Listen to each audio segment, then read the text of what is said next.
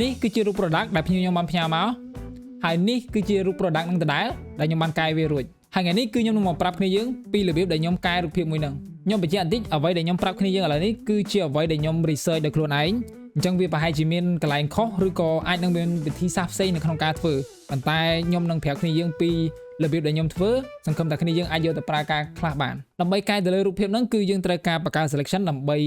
បបែករូបភាពហ្នឹងជាផ្នែកដើម្បីងាយស្រួលនៅក្នុងការកែដូចខ្ញុំបានបបែកផ្នែកមួយដូចគ្នាយើងបានឃើញអញ្ចឹងប្រឡោះប៉ុណ្នេះគឺខ្ញុំបានកាត់ selection វាចេញមកហើយខាងមុខនេះគឺខ្ញុំកាត់វាផ្សេងអញ្ចឹងអាទាំងអស់ហ្នឹងគឺយើងកាត់ផ្សេងគ្នាមកកន្លែងណាមើលទៅវាដាច់ចេញពីគេដូចគ្នាយើងបានឃើញហ្នឹងគឺខ្ញុំបានកាត់វាជាផ្នែក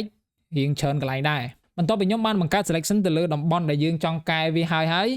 ខ្ញុំចូលទៅកាន់ brush នេះចុចឲ្យជាប់មកគឺខ្ញុំយក mixture brush ហើយកន្លែងនេះគឺខ្ញុំចង់បាន highlight ពណ៌នេះអញ្ចឹងខ្ញុំគ្រាន់តែអូសពីលើនឹងមកអញ្ចឹងវានឹង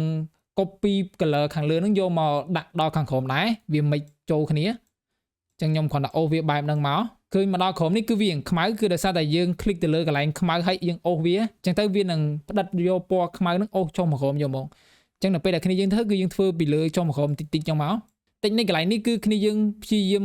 ធ្វើវា slow យើងអាច move វាទៅលើទៅក្រោមបានហើយព្យាយាមឲ្យ selection ហ្នឹងគឺកុំឲ្យវាដាច់បែបនេះវាឃើញកន់អញ្ចឹងណាអញ្ចឹងកន្លែងហ្នឹងគឺយើងរុញវាទៅលើទៅក្រោមអញ្ចឹងទៅហើយព្យាយាមឲ្យ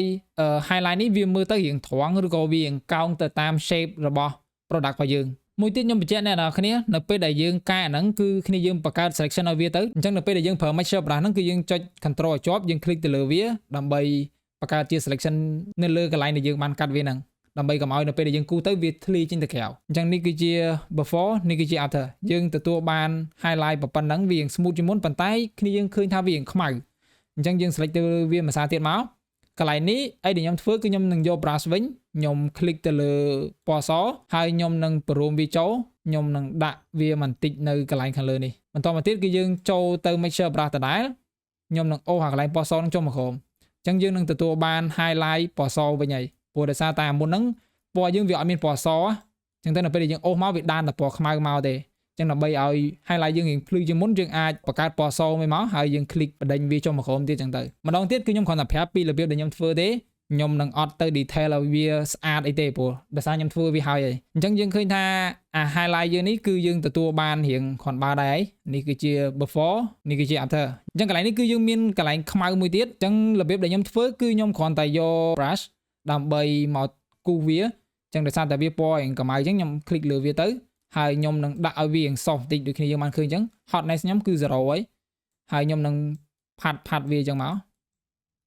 វា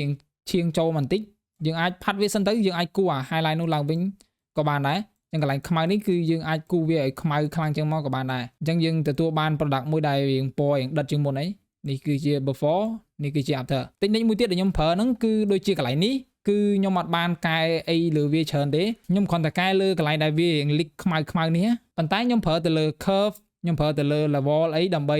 តឡើងពលឺវាបន្ថែមអញ្ចឹងទៅឲ្យវាឃើញយ៉ាងសហើយកន្លែងមួយទៀតដែលខ្ញុំកែវាដែរហ្នឹងគឺកន្លែងនេះដូចគ្នាបានឃើញអញ្ចឹងនៅពេលដែលខ្ញុំកែវាហើយគឺវារៀង smooth បែបហ្នឹងប៉ុន្តែ texture scene វាគឺរបៀបវារៀងខើមនៅកន្លែងហ្នឹងអញ្ចឹងទៅខ្ញុំកែវា smooth បន្ទាប់មកខ្ញុំដាក់ texture ខើមឲ្យវាហើយកន្លែងហ្នឹងគឺខ្ញុំគ្រាន់តែយក texture ធម្មតាមកនេះគឺជា texture ហ្នឹងហើយខ្ញុំដូរវាទៅជា soft light អញ្ចឹងទៅយើងប្រើ